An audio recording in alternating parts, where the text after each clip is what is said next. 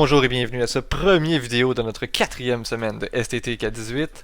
Dans cette vidéo-ci, on commence une nouvelle section, la section 2.3 sur les modèles probabilistes et les probabilités.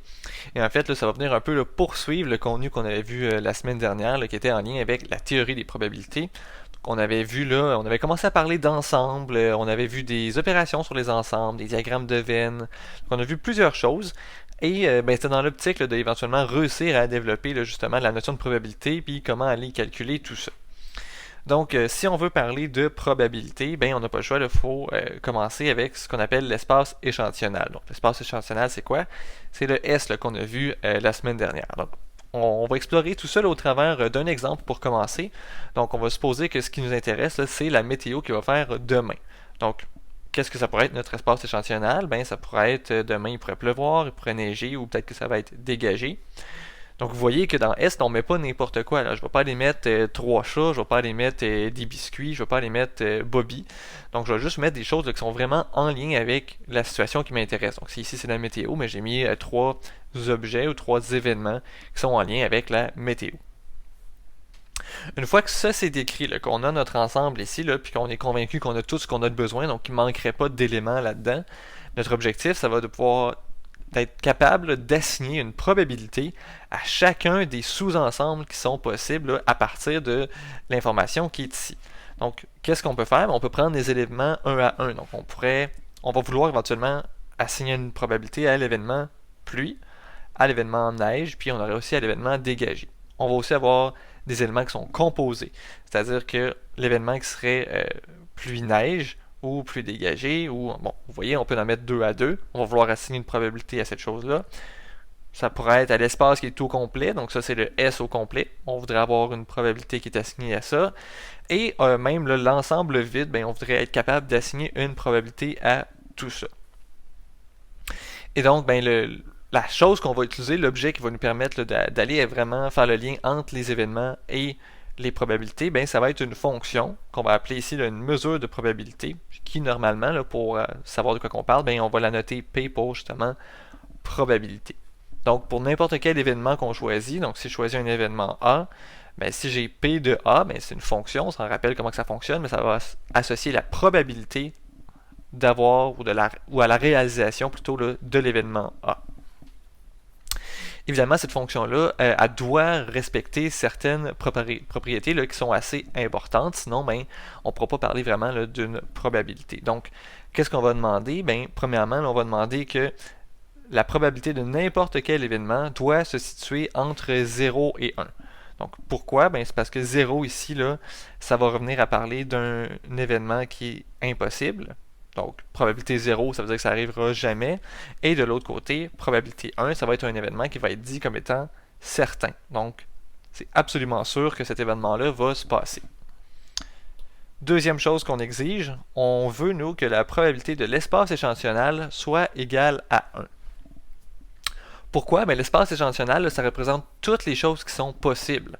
Donc, c'est quoi la probabilité qu'il se passe quelque chose, essentiellement? Ben, c'est 1. Donc, c'est absolument certain qu'il se passe quelque chose qu'on a défini, qui représente l'entièreté du phénomène qui nous intéresse. Finalement, la troisième propriété, donc ici on prend A1, A2, donc une liste d'événements qui sont des événements mutuellement exclusifs. Mutuellement exclusifs, ça veut dire quoi? Ça veut dire qu'ils ne peuvent pas arriver en même temps. Et ça, ben, notre manière de représenter ça, c'est de dire que si je prends AI intersection AJ, donc je prends deux événements quelconques, là, je peux prendre A2, disons, avec A8, n'importe quoi. Je pourrais prendre A3 avec A4. N'importe quelle combinaison donc, de A, de deux événements qui ne seraient pas la même chose. Si je prends l'intersection, ben, il faut que j'obtienne l'ensemble vide. Donc, ça veut dire qu'il n'y a vraiment là, aucun chevauchement, peu importe la paire d'événements que je choisis. Donc, si on a ça, ben, on a une relation qui est assez intéressante. Là, on nous dit la relation qui est ici. Donc, je vais essayer de décomposer ça ici avec vous. Donc, le terme de gauche, qu'est-ce que ça représente? Donc, la probabilité de l'union de toutes les AI. Donc, la probabilité, on se rappelle qu'on avait un diagramme de Venn là, que je vais dessiner en dessous ici. Là. Je vais prendre quelque chose qui est quand même simplifié. Donc, quand on prenait l'union de, disons, A1 avec A2, ben, ce qui nous intéressait finalement, c'était n'importe quel truc là, qui se trouve soit dans A1, soit dans A2. Donc, ici, là, on se situe à n'importe quoi qui est dans au moins un des AI. Donc la probabilité de quelque chose qui est en lien avec les AI, ça devrait être quoi? Mais s'il n'y a aucune intersection entre les AI AJ, donc si je refais un autre dessin ici rapidement, si on aurait comme A1, A2 qui sont comme ça, ben, se retrouver dans un des A1, dans un des A, ça devrait être la sommation des probabilités d'être dans un des deux. Donc, finalement, là, c'est comme si on était en train de dire là, que un peu la somme des régions, donc la somme des régions colorées ici, ce qui représente la probabilité d'être ici, là, ben, ça devrait être prendre la région de la première, prendre la région du premier événement, y ajouter la région du deuxième événement, et on fait ça là, sur tous les événements là, qui sont possibles. C'est un peu l'idée de l'expression qui est écrite juste là. Donc, on va prendre ça, puis on va essayer de travailler avec là, ces propriétés-là là, qui nous sont exigées quand on parle de mesures de probabilité. Donc, on va changer de page ici.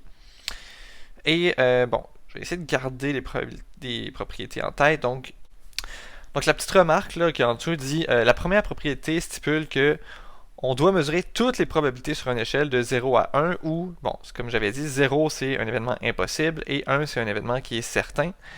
Et la dernière propriété stipule que lorsqu'on doit calculer la probabilité d'événements qui sont plus compliqués, ben, on doit additionner la probabilité des plus petits événements qui sont disjoints. Donc, disjoints, c'est quoi? Ben, c'est ça ici. Donc, qui n'ont pas d'overlap entre eux. Et si on est capable de représenter un événement compliqué comme étant plein de petits événements qui sont disjoints, ben, ça va nous permettre d'aller calculer là, directement, si on veut, sa probabilité. Et là, ben, on a un résultat mathématique juste en dessous qui est assez important. Donc, on nous dit la probabilité d'avoir l'événement nul, c'est égal à 0. Et nous, ben, on va venir un peu là, prouver ce résultat-là. Donc, comment est-ce qu'on peut faire ça?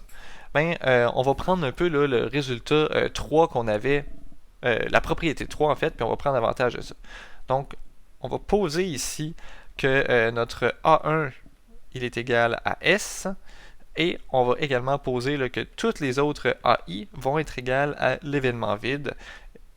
Et ça va être pour I qui est égal à 2, 3, 4, ainsi de suite. Donc, qu'est-ce qu'on a ici? Là? Ben, comme les AI sont mutuellement exclusifs,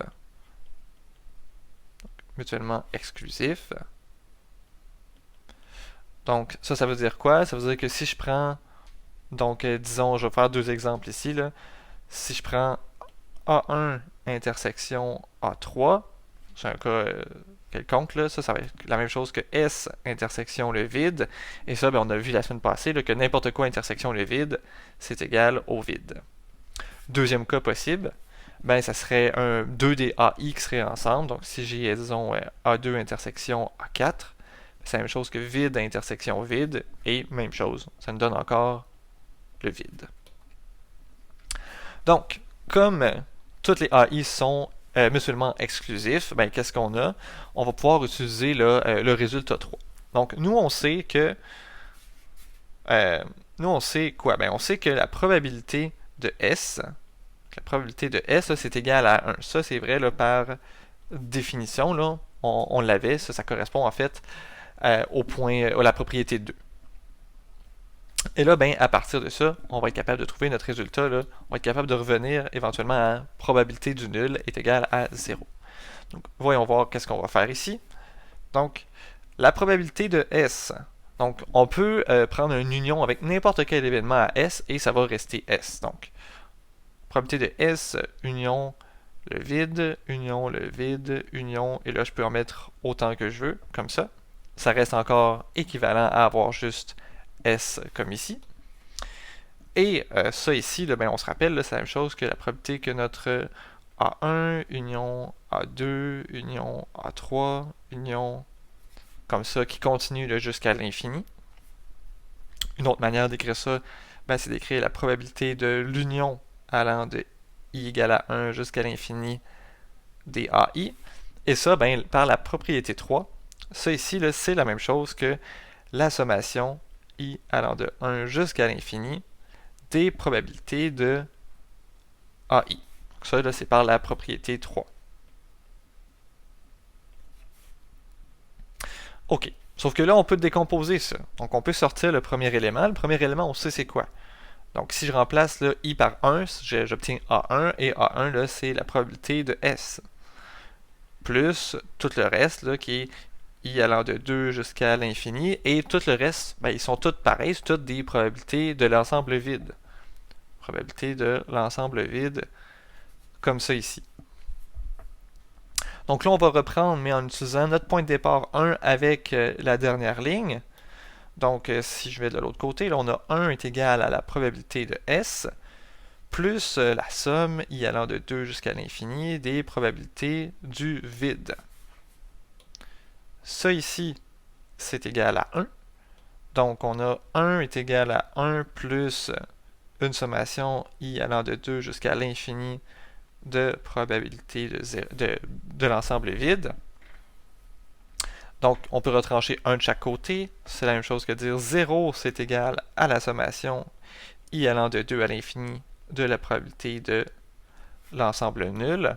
Et là, ben, 0 est égal à quelque chose. Et la propriété 1 là, nous dit que ça ici, là, probabilité du nul, ça n'a pas le choix. Il faut que ce soit entre 0 et 1. On ne sait pas quelle valeur que ça a, mais ça doit être entre 0 et 1, donc ça n'a pas le choix. Il faut que ce soit positif. Donc, on a 0 est égal à une somme de termes qui sont positifs ou égal à 0. Ben, ça fait que directement, là, ça ici, ça nous oblige à voir que la probabilité de l'ensemble nul, c'est égal à 0.